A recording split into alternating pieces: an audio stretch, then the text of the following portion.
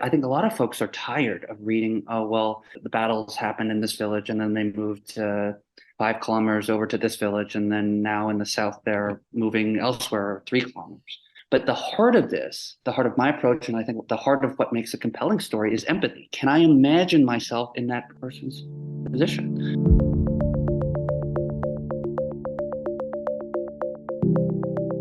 What could go right? I'm Zachary Karabell, the founder of the Progress Network, and I'm joined as always by Emma Varvaloucas, the executive director of the Progress Network. And What Could Go Right is our weekly podcast looking at, well, what could go right? We're always asking what could go wrong. That seems to be a familiar trope.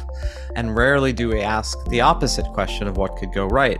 And part of the point of the Progress Network and part of the point of this podcast is to ask that question in a world where that question is under-asked, in a world where everyone assumes that there are all these things that could go wrong, and none of us tend to assume that there are all these things that could go right. But given that the future is inherently unknown, and given that each of us are in the process of trying to create that future, presumably a future of our hopes and dreams and not a future of our fears, then it would behoove all of us to ask that question of what could go right a little bit more and entertain the possibility that things might not go as bad as we think and might actually go a bit better and are much more likely to go better if we all collectively take the time to try to make it go better and not wallow in all the things that are so evidently wrong in the world, of which there are many.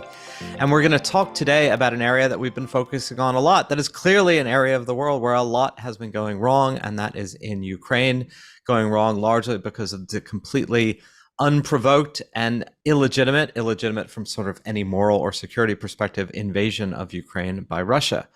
And the attention of the world has been focused on this conflict, probably less so in 2023, and that was to be anticipated. And we'll talk a bit about that.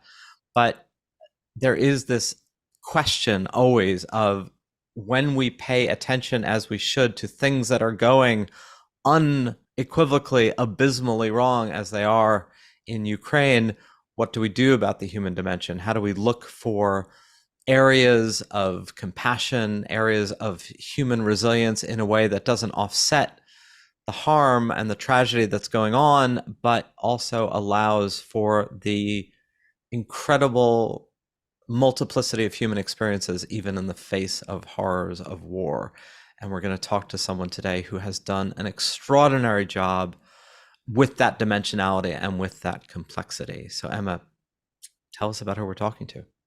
Sure. So today we're going to be talking to Tim Mak. He is the founder of a new Substack called the Counteroffensive, where he is reporting from Ukraine. Before then, he was covering the war for NPR. He's the author of a book about the NRA called Misfire: Inside the Downfall of the NRA. He's also a former U.S. Army combat medic and EMT. He has just returned to Ukraine after a couple of months break in the U.S. So he is going to be talking to us from Kyiv. Tim, thank you so much for joining us today. Ukraine was clearly the story. And I think one thing that people were legitimately both concerned by and anticipating was that the longer this conflict continued, the more the ability of people outside of the, like very specifically in Ukraine or in Russia or maybe in Poland, that attention would just inevitably wane in the absence of dramatic shifts in whatever the status quo circa the summer of 2022. In many ways, that's been the case, right? That there is a certain amount of dug in status quo. There hasn't been massive changes in the territorial mix in months. There's not, it's not clear that there will be. And cynical that though this statement may sound, a lot of this is what people pay attention to in the news and how that then plays into politics. And human beings in our contemporary world do not stay focused on any one story for very long, even if that story is incredibly consequential. It's just not the way human beings in the modern internet, social media fueled world functions. Yeah, I think that's a really important question. It's one that I've been thinking a lot about. I mean, the whole purpose of my new publication, The Counteroffensive, is to address this issue, right? Which is, do people still care about what's happening in Ukraine, or is declining interest in this going to lead to some outcome that folks don't want to see. I mean, the purpose of the counteroffensive is to write compelling human interest stories and investigations that would be interesting whether they happen in Ukraine or not. And what we hope to do is to write stories that talk about Ukrainian culture and history and language and cuisine and society in a way that's wrapped up in the war itself, and then make you interested in reading about it because it's less about the booms and the bangs. I think a lot of folks are tired of reading, oh, well, the battles happened in this village and then they moved 5 kilometers over to this village. And then now in the south, they're moving elsewhere 3 kilometers.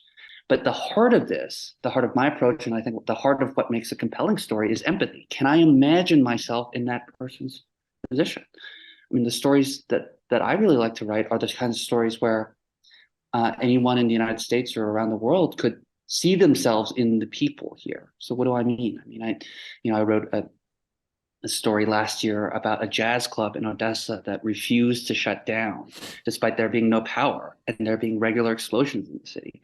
And that when the jazz club owner realized that he could no longer sell tickets to his club, he decided, well, I'm just going to deliver free jazz performances from the patio instead for everyone in the town.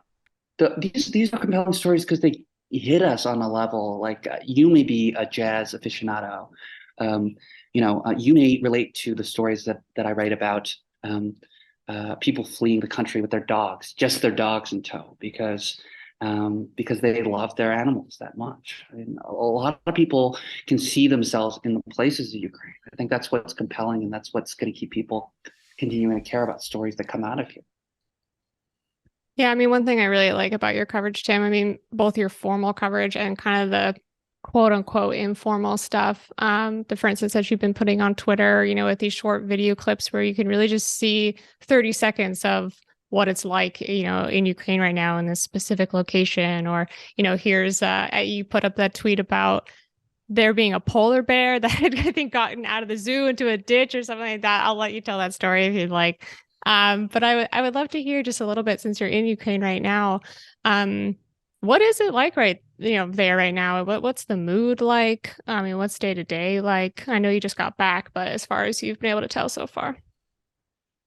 The joke about the bear, we have to tell the story of the bear since you mentioned Please. it, because Yes. I was in Mykolaiv in the south, a place that was under heavy bombardment, and there's a zoo there. And part of our security process, whenever we go to a new place, is we try to figure out, do they have a backup power source, and do they have a bomb shelter? So we call the zoo dutifully, and we say, do you have a backup power source in case the electricity goes out? And they say yes. And we ask, well, do you also have a bomb shelter? And then they kind of they sigh a little bit and they say, no, but we have a ditch. And we're like, oh. And they said, and there may be a bear in it. And so that's the story of the bear. But to answer your question, I'm in Kyiv right now, and this is a city that over the last couple of weeks, people have not been getting any sleep because there have been these drones coming in, these self-destructing drones that target various locations and then they just blow up. And they've been quite devastating to, I think, the general mental well-being of people in the city, and also to obviously the people they hurt directly and physically. But here I am, I'm in the center of Kyiv, and I'm looking out my window, and there's a blues bar across the street, and it's a nice spring evening, and people are on the patio having some drinks and listening to I can't hear it, but I see someone with an acoustic guitar playing music. And people are trying their best to live their lives. And that is both a testament to the resilience, but it's also the cause of some real deep concern among some Ukrainian soldiers. And you might ask yourself, well, why would that be an issue of concern? Well, there's large parts of Ukrainian society that are slipping into normalcy now, and Ukrainian soldiers are concerned. On the one hand, so I spoke to a Ukrainian drone pilot just today, in the hospital, and he's recovering from being near the site of a tank shell explosion in Bakhmut in eastern Ukraine, where some of the heaviest fighting is happening right now. And he said he's really concerned about this very issue, that he's worried that people are forgetting about them, that they're trying to live their lives, which was on the one hand admirable and exactly what Ukrainian soldiers are on the front lines trying to fight for. But on the other hand, they're worried of getting bypassed and forgotten. And so when life does go back to normal, or when people do try to adapt, as all humans do, even in terrible and violent circumstances, there's some real concern that that the folks who are really paying the greatest price are being left behind. Are they concerned as well about continuance of Western military aid? I mean, certainly, the United States has continued to spend several $billion in military aid. There is the, I guess, imminent delivery of Abrams tanks, which was a kind of real step up in terms of just sheer hardware.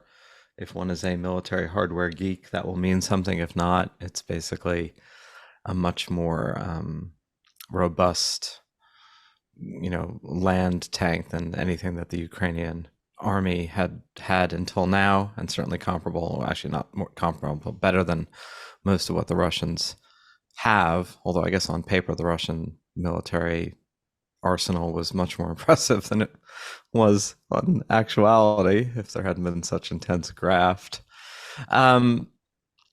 But is there concern that this is not going to continue? I mean, there's rumblings in the Republican Party, certainly in the United States, that there should be some sort of endpoint, that maybe there should be, the United States should at some point use the amount of military aid as leverage to nudge Zelensky toward negotiations. I mean, right now, the stance of the Ukrainian government is not only we will not negotiate about Eastern Ukraine, the Donbass, or the territories that were annexed, but we're going to put Crimea back on the table as part of the conditionality of ending this. So I don't know. I mean, I don't know where people are, whether this is everybody postures at their most extreme in public, but I don't know whether that's commensurate with public attitudes or a sense of where this goes over the next year. I think that there's a real concern that the war will go on and on. I don't think that there's deep concern at this point about eventualities that haven't occurred yet, right? That all attention is on this potential counteroffensive, which may have already started, may not start for a while, may never happen. We really just are in the dark about it. And before you get to the question of, well, are we worried about future aid deliveries coming to Ukraine? I think Ukrainian folks would tell you right now they're getting quite a lot of weaponry. And the real concern is a strategic one. Where is this counteroffensive going to take place if it does take place? Zelensky was asked the question you're posing me, and he answered it earlier this week. And he said that he believes that there's a real bipartisan consensus in Washington, D.C. to support Ukraine. And there probably is.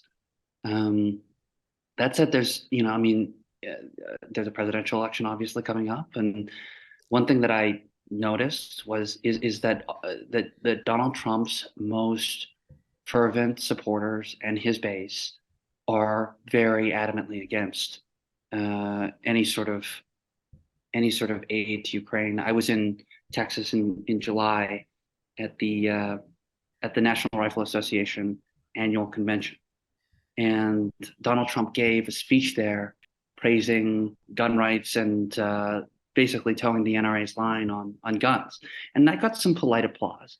But the biggest applause line of the night was when he promised to end aid to Ukraine. That was what that conservative base's most enthusiastic response of the day was for. If I'm president, I will have that war settled in one day, 24 hours. How would you settle that war in one day? First, I'll meet with Putin. I'll meet with Zelensky. They both have weaknesses and they both have strengths. And within 24 hours, that war will be settled. It'll be over. It'll be absolutely over. Do you want Ukraine to win this war? I don't think in terms of winning and losing. I think in terms of getting it settled so we stop killing all these people and breaking down this country. Now, I want everybody to stop dying. They're dying, Russians and Ukrainians. I want them to stop dying. And I'll have that done. I'll have that done in 24 hours. I'll have it done. You need the power of the presidency to do it. But you won't say that you want Ukraine to win. You know what I'll say? I'll say this. I want Europe to put up more money. And so you have to, I think you have to understand, and of course, looking back at the history of Donald Trump's impeachment, his first impeachment was over the issue of conditionality of aid to Ukraine. So I think you have to anticipate that if he were to be reelected, there would be some real restrictions for the Ukrainians. Zelensky said, well, we don't have to worry about it because we will win this war before then anyways. That's been the response from the Ukrainian government. I mean, how much of that, I mean, okay, we're talking about a war. Obviously, predictions are a very dangerous game, but does that strike you as a realistic, vaguely realistic, completely unrealistic statement when Zelensky says something like that, especially given that we don't really know what's going on with the counteroffensive? Like you said, you're there, you're not sure if it has started already or not, as are the rest of us. One thing that I've realized is that, Western intelligence failed in a number of ways when it comes to this conflict. You'll remember that the West and the United States in particular predicted that Kyiv would fall in 72 hours. And here I am well over a year later in the center of Kyiv, which is no longer under threat of falling at all. And, the CIA and DIA did not anticipate in the right way the willingness of the Afghan government and military to fight when confronted with the Taliban. Because intelligence or American intelligence in particular, is really, really good at counting tanks and guns and soldiers and ambulances, but very, very bad because it's very difficult to do at assessing will to fight. What we obviously learned in the aftermath of the initial full-scale invasion is that the Ukrainian military very much had the will to fight, very much had morale. But how do you measure morale? How do you measure that people believe that a country is worth dying for, or believe in the country, the idea of the nation at all? So when we look at this counteroffensive and whether it be successful, you have to wonder, are the Ukrainian soldiers motivated to defend what they believe to be their territory? And then on the flip side, are the Russian soldiers who are in those trenches as well and in equally miserable conditions, how do they feel about the motivations why they're there? Are they conscripted? Are they well trained? Are they well fed? Are they well rested? And do their defensive lines, however well built they are, however many tanks they have, however many artillery pieces they have, are they motivated not to throw down their weapons and run away when opposing soldiers arrive? These are things that are really, really hard to say, but obviously Ukraine has had what you would call a home field advantage, and they've been very much playing like it.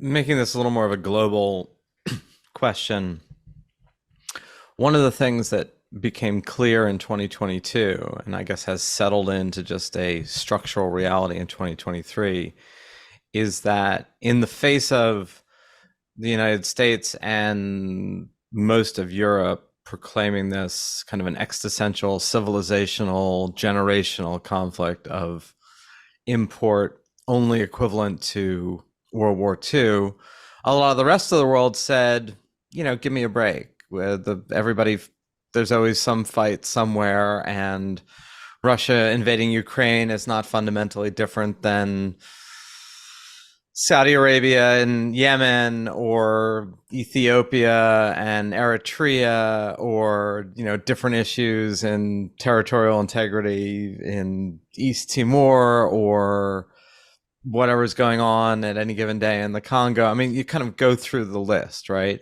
And a lot of people said, a lot of sort of non-Western nations and individuals said, this is your conflict, your fight, your region. This is not an existential threat to anything other than the Ukrainians and maybe the Russians, and I guess potentially the energy supplies for Western Europe. And we're not going to pick sides here because we don't see this as a grand moral conflict between freedom and autocracy or dictatorship. We see this as yet another war between peoples who have been fighting in one form or another, fairly or unfairly, morally or immorally, for however many decades, generations, centuries. And enough with the highfalutin, good versus evil, us versus them. Yeah, well, I'd have a few thoughts on that. I mean, firstly, just to start, we're dealing with a nuclear armed country, which, if threatened and if pushed back in a certain way, may act and has threatened to act, according to certain Russian government officials and Russian military analysts, has threatened to act and to use nuclear weapons as a part of this conflict. So I'd say that immediately raises the stakes.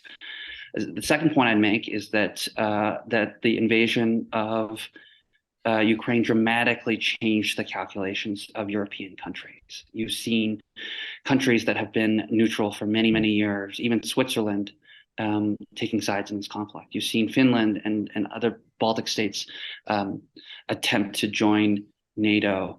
You've seen Poland dramatically increasing its defense budget and is a staunch supporter of Ukraine. We're seeing the politics of Europe instantly in a moment in February 2022 and ever since change very dramatically in ways with deep geopolitical consequences everywhere. And then my third point that I'd make on this is that energy being a global market, the effects of the war on energy have been felt by every single person, I would say, in the world, whether we know it or not. I'd add also that Ukraine, being a major exporter of food, especially wheat, to most of the world, and including in Africa, has meant that people are going hungry right now in Africa today, cannot get oil to cook their food because of the huge increases of prices due to the lack of exports from Ukraine that have been traditionally gone to places like Syria and to East Africa. That's just the tip of the iceberg, right? This conflict has obviously global effects that have touched all of us, whether you're someone who in London who has seen their energy bill go up 3 times, or someone in Ethiopia who has been unable to eat because you can't afford the cost of flour, which has traditionally been much lower than it is today. Yeah, I mean, here in Athens, we certainly had a winter of spiking energy prices that the Greek government very kindly paid for a lot of that. But anyway, that's neither here nor there.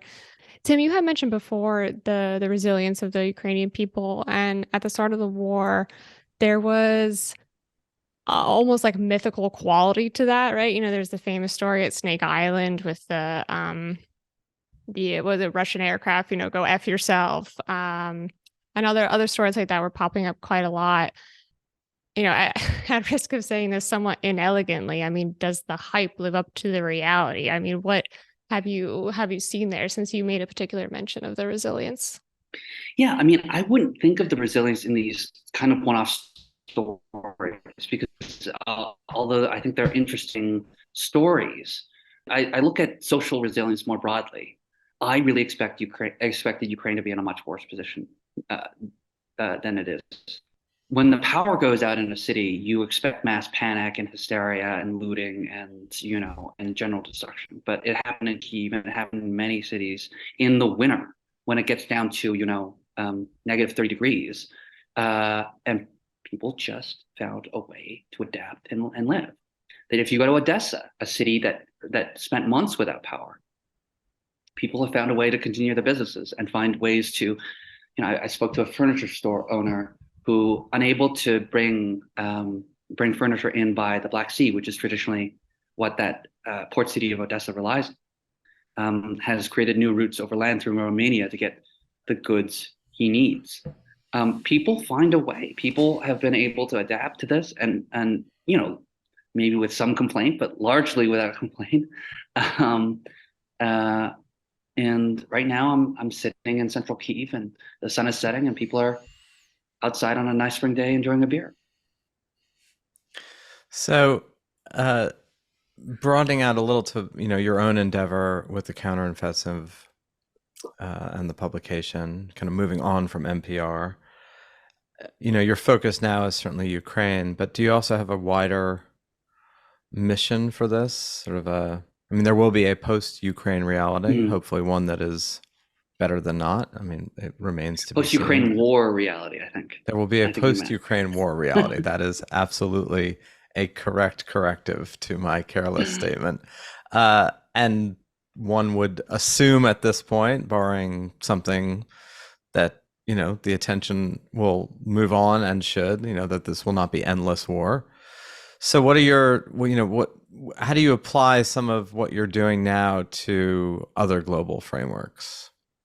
Yeah. So, when I launched the counteroffensive, my statement on it was, hey, this is not just about the anticipated spring counteroffensive for which we're named after, that this is a counteroffensive against apathy and cynicism and ignorance about this war in particular, and about the rise of authoritarianism in Eastern Europe and in Asia more broadly. That we, really want to do with this publication is tell investigative and human stories that feature, that kind of compel us to put ourselves in the shoes of the people that we're writing about. We spoke a little bit earlier about empathy and how that's kind of the basis for the writing that I'm hoping to do. Autocracy and empathy just don't mix. Autocracy is, of course, when a government is ruled by a single individual and there is no humanizing of other individuals other than the cronies which help support the government and the state.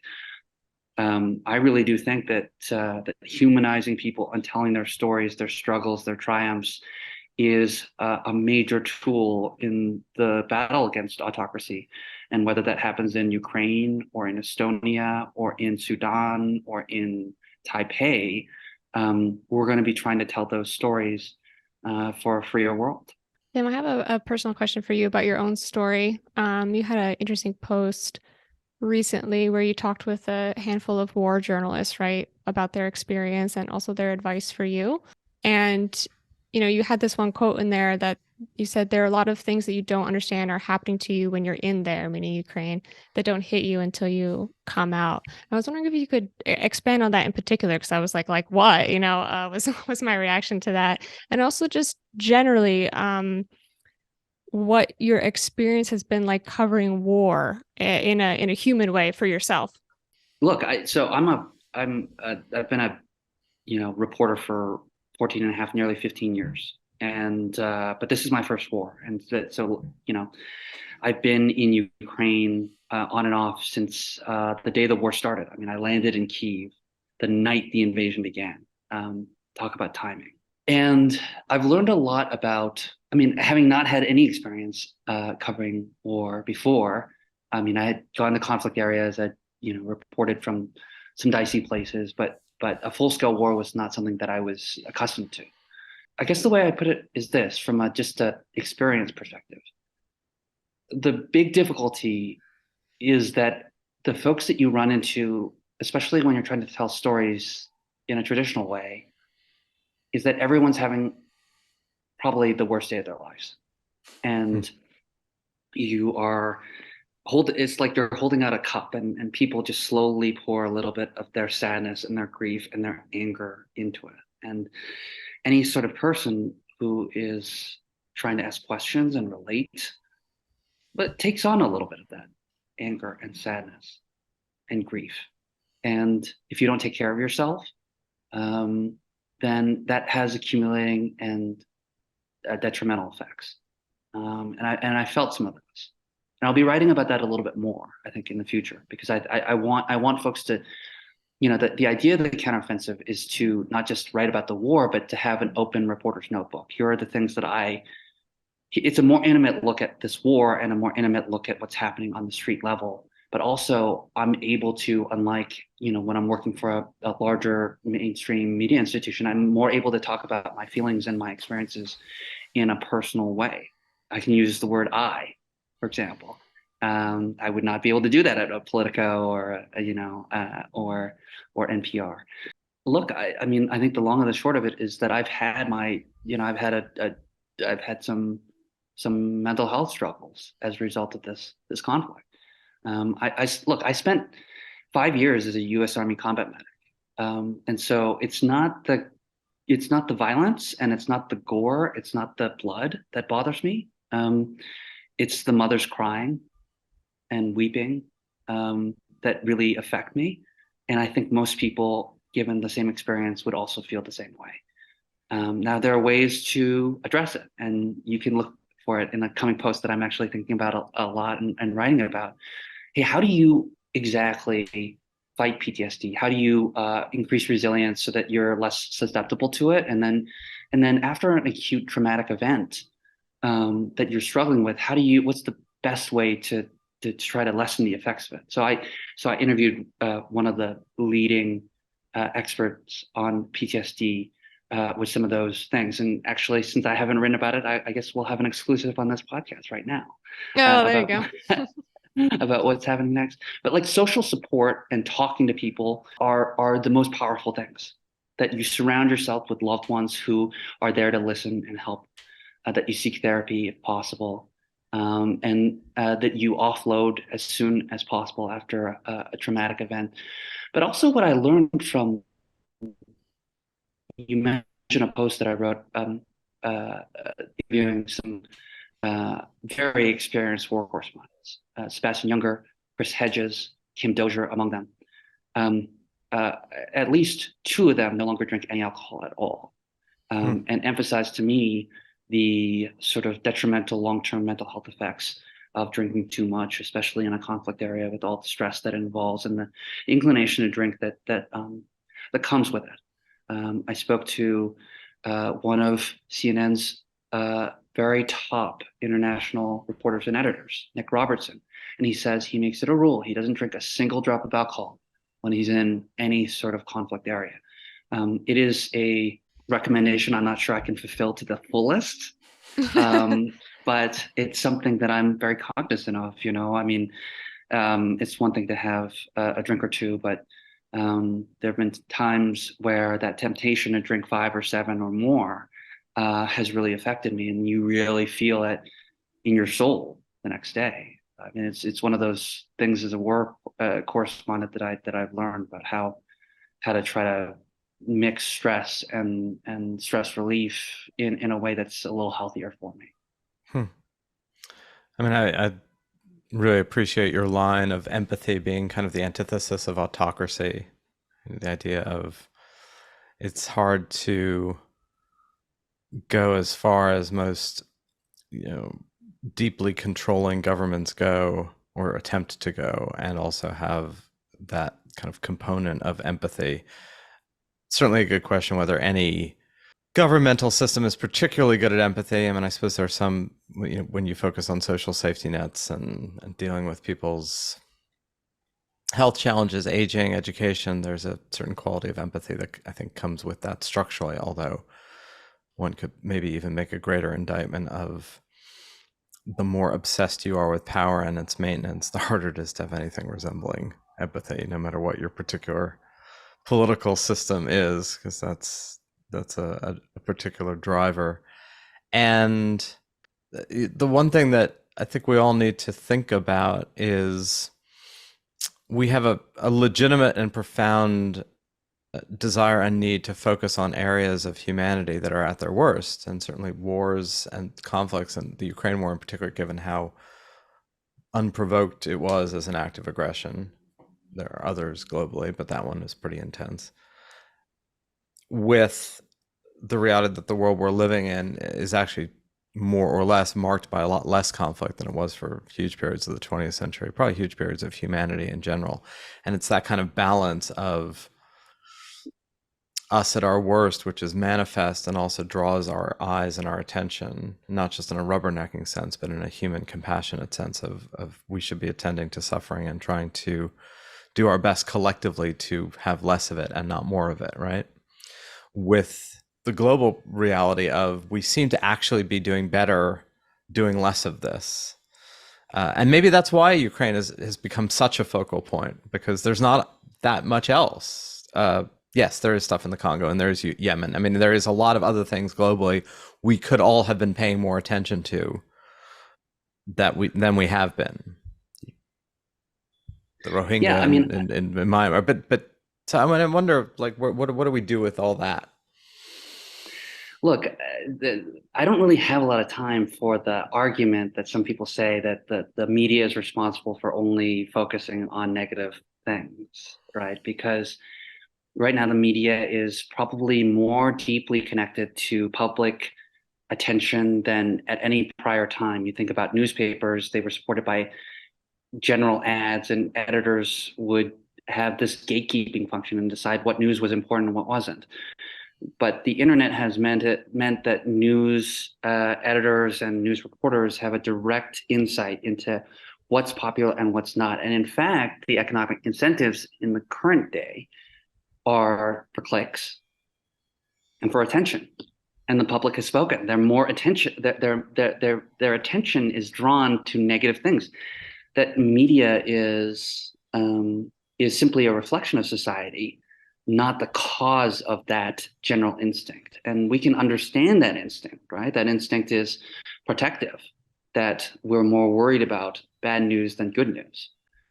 But in general, I don't have a lot of sympathy for the argument that the media is the cause of it. That said, I think that we have a great well of empathy within us, and that individuals really do care about the world and what things are going right and wrong.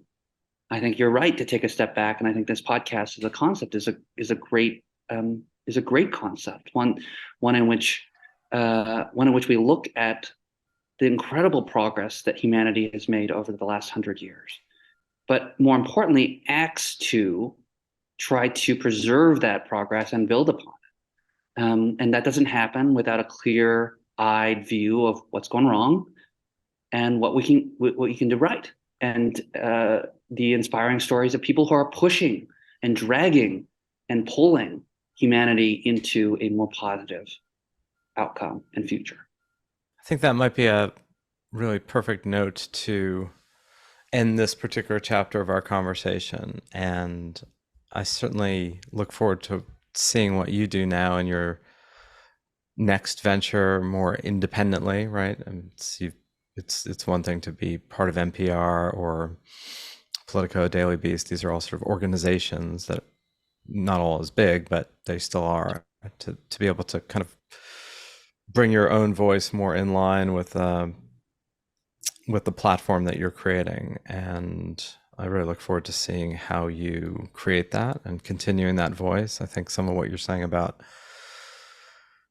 your own personal story, everybody has their own personal story, and how that interacts with the stories you're reporting is something we could all use, to kind of, I guess, break the fourth wall, the myth of the oracular reporter as opposed to the human being trying to do the best that he or she can, dealing with the reality, particularly really, really hard realities in front of them.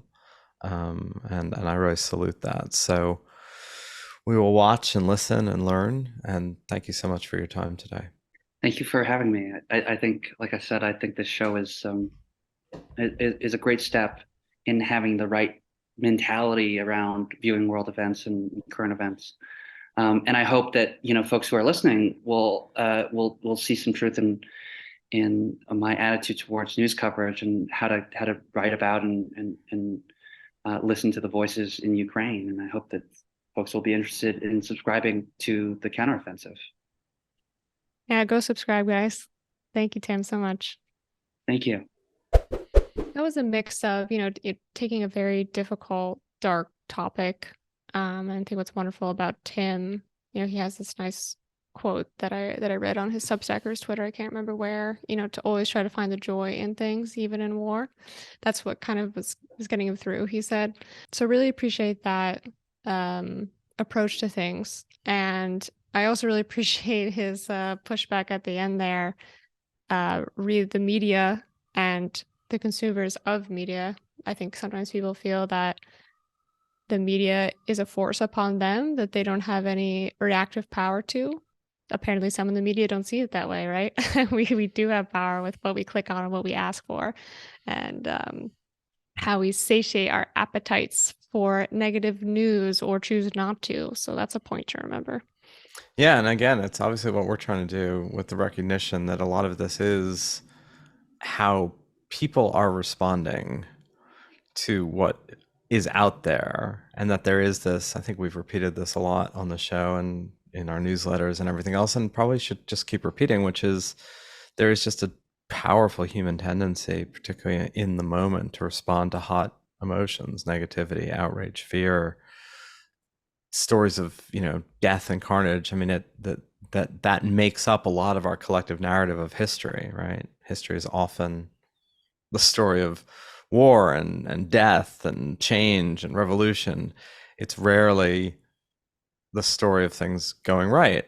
I did this book years ago called Peace Be Upon You, about Muslim, Christian, and Jewish coexistence, partly as a way of saying you would be hard pressed to find a history of peace, partly because it's really hard to write an interesting history of peace, and partly because human beings just don't gravitate toward that. Even tragedy and comedy, right? Both have the same, whatever is upended dramatically, profoundly. The only difference is at the end of a tragedy, people die, and at the end of comedy, people get married, traditionally. So that's something one has to push against. And part of doing the Progress Network is to try to push against that. Part of what Tim is trying to do is say, hey, there are stories of joy even in the midst of horror, and there are stories of human uplift even in the midst of chaos. And his own point during our discussion of seeing the blues bar across, we're recording this, well, it's East Coast midday, it's evening in Athens and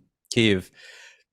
He gravitates towards that, right? He's having this discussion, but he's noticing the guy doing acoustic guitar, and even the tension within Ukrainian society of people want to live a normal life, and presumably what everybody is fighting for is so that people can live a normal life. But there's also this agitation that if people are too able to live the life of joy and simplicity on a spring evening, they'll forget about the horror and the conflict, and that's always the problem. That's always the tension.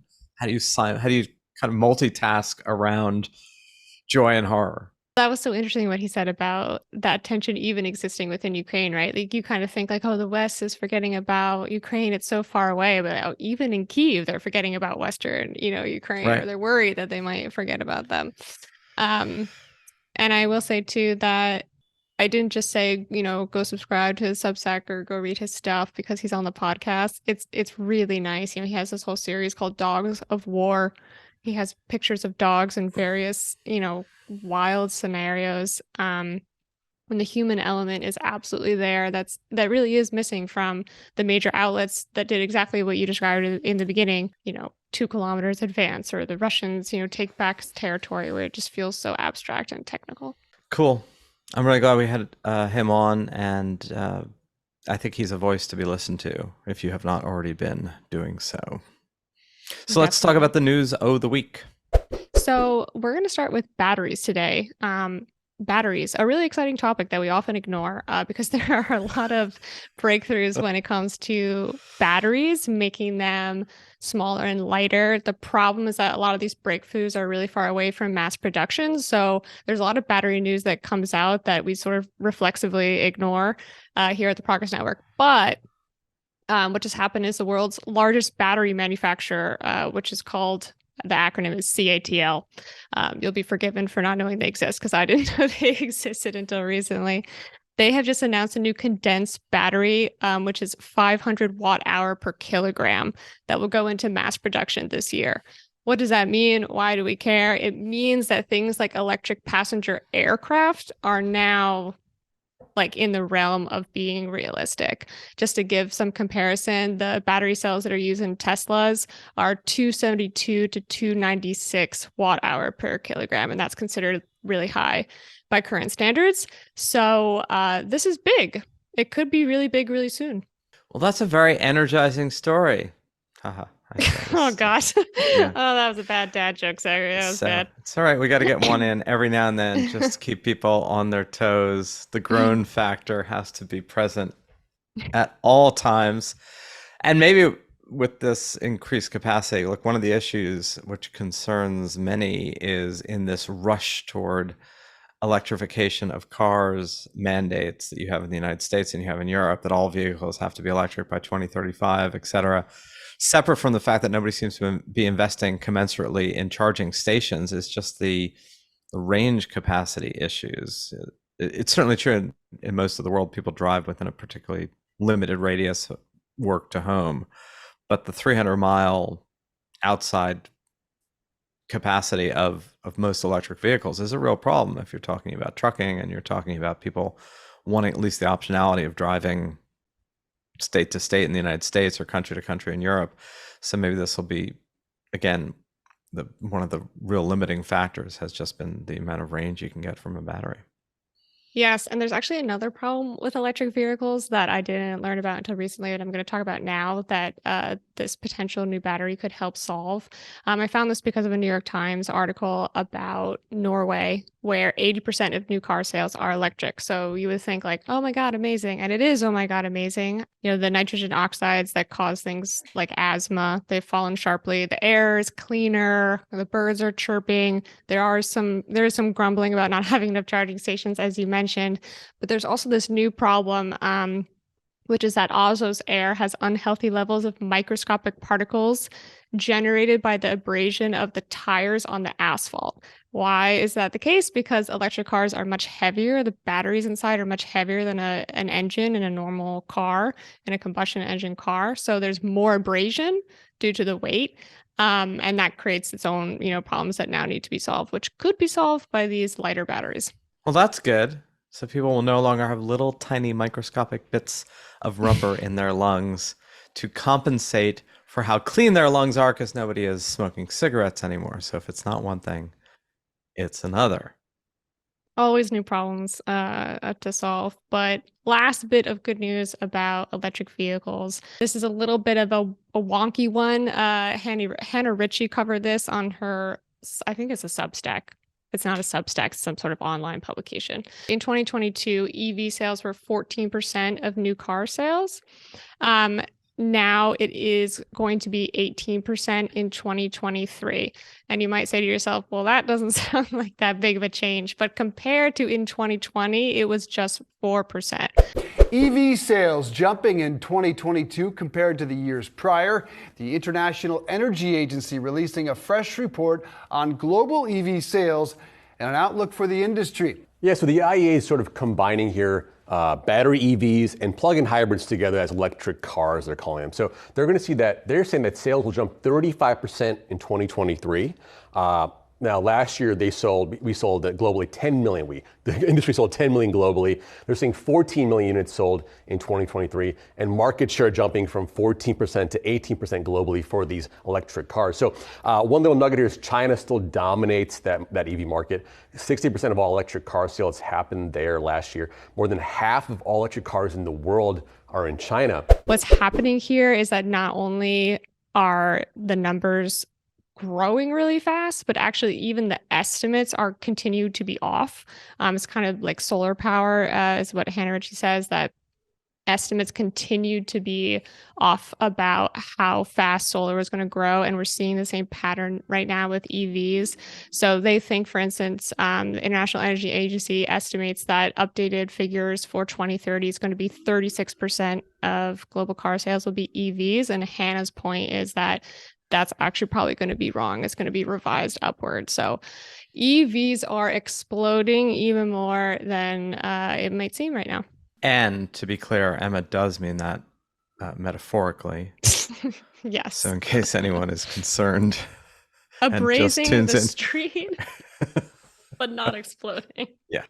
Just so people get a little tetchy about, the word exploding and vehicles in motion. So these are good things. I do wonder how that's going to play out in the United States with these 2035 targets. And I think those are probably just like a lot of the carbon emission targets. They're more aspirational than they are realistic. The only question is, to governments that are going to be in charge of enforcing these rules, will they clue into the aspirational part before they start enforcing unrealistic targets? Probably yes, if judging from past behavior. And the infrastructure of charging is going to be important, even if you do have lighter, higher range batteries, which again, it would seem people are waking up to, right? So even in Norway, which has done a much better job with its own infrastructure, people are saying, hey, if we're all going to drive electric vehicles, we better have high powered charging stations such that we can do this in, I don't know, I guess it's 10 minutes to top off in a legitimate way, which is still way longer than people have been used to in terms of how long it takes to fill up your gas tank. But even so. Yeah, just the last thing to add that too about the US context is that the long range issues that you mentioned are, of course, much more severe there. And somewhere like Norway, and Axios actually did like a test road trip in the US coast to coast a couple of months ago to see if they could do it with an electric car. And the result was, yes, it's possible with very, considered and careful planning beforehand, which basically means it's not possible. So we have a little bit of ways to go there, but we'll see what happens. Yeah, kind of it's a real damper on the traditional college like road trip, and then let's plan it for a few weeks. You can map out where the stations are, and then we'll go on the road trip. So thank you all for joining us yet again for What Could Go Right. Please sign up for the Progress Network newsletter, which is also called What Could Go Right. Go to the website or on mobile or on a desktop. Sign up. It is free, and it will bring you more of these news stories every week. Many, many, many more of these news stories every week. And thank you so much for all of your time, attention, and care. Thank you so much, everyone. Thank you, Zachary, as per usual, and we'll see you all next week.